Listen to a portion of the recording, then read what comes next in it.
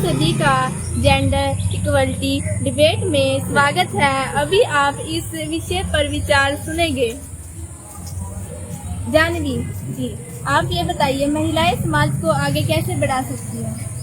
जी, महिलाएं समाज को शिक्षित होकर आगे बढ़ा सकती हैं। जैसा कि हम सब देख रहे हैं कि लड़कियां हर एक क्षेत्र में आगे बढ़ रही हैं। आजकल वो खेलों में भी आगे बढ़ रही हैं, जैसे कुश्ती खेलना, कबड्डी खेलना, यहाँ तक कि अब वो ट्रक चलाने लगी हैं, रिक्शा चलाने लगी हैं। यहाँ तक कि लड़कियां अंतरिक्ष में भी पहुंच चुकी हैं।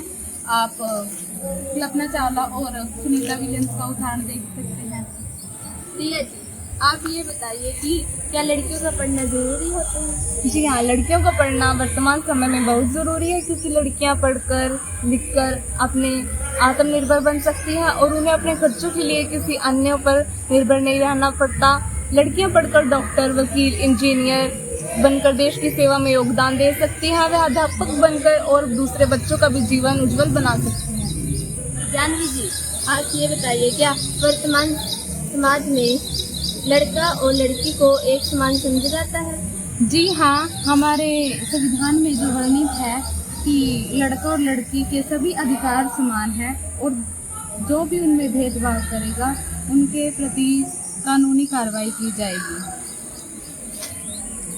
रिया जी, आजकल अखबारों, सोशल मीडिया पर ये खबर बहुत फैल रही है कि कई शहरों, कई जिलों में आजकल लड़के ज्यादा पैदा हो रहे हैं और लड़कियां कम। ऐसा क्यों? जी हाँ, कई अखबार और सोशल मीडिया के माध्यम से हमें पता चल रहा है कि हमारे देश में लड़कियों की संख्या कम होती जा रही है, वह लड़के अधिक हो रहे हैं और सरकार ने इसके खिलाफ सख्त कार्रवाई की गई है। देश में अवैध क्लिनिक बंद करवाए गए हैं जो कि गलत थे। जानवी जी, यदि लड़का लड़की में भेदभाव किए जाते हैं तो इस पर कानून क्या कहता है? जी, अगर लड़का लड़की में कोई भेदभाव करता है तो हमारे संविधान के कानूनों की धारा के अनुसार उस पे कड़ी से कड़ी कानूनी कार्रवाई की जाएगी। रिया जी, आजकल कुछ माता पिता अपनी लड़की को सरकारी स्कूल में भेजते हैं और अपने लड़के को प्राइवेट स्कूल में पढ़ने के लिए भेजते हैं। ऐसा क्यों? जी हाँ, माता पिता को अपने बच्चों में कोई भेदभाव नहीं करना चाहिए। लड़का लड़की में हमें उन दोनों को, लड़का और लड़की को, समान अवसर प्राप्त करने चाहिए। धन्यवाद। जानवी जी, यदि लड़की घर आने में लेट हो जाती है तो उसके माता पिता उसे बहुत डांटते हैं और लड़का यदि लेट हो जाए तो उसे कुछ नहीं कहते। ऐसा क्यों?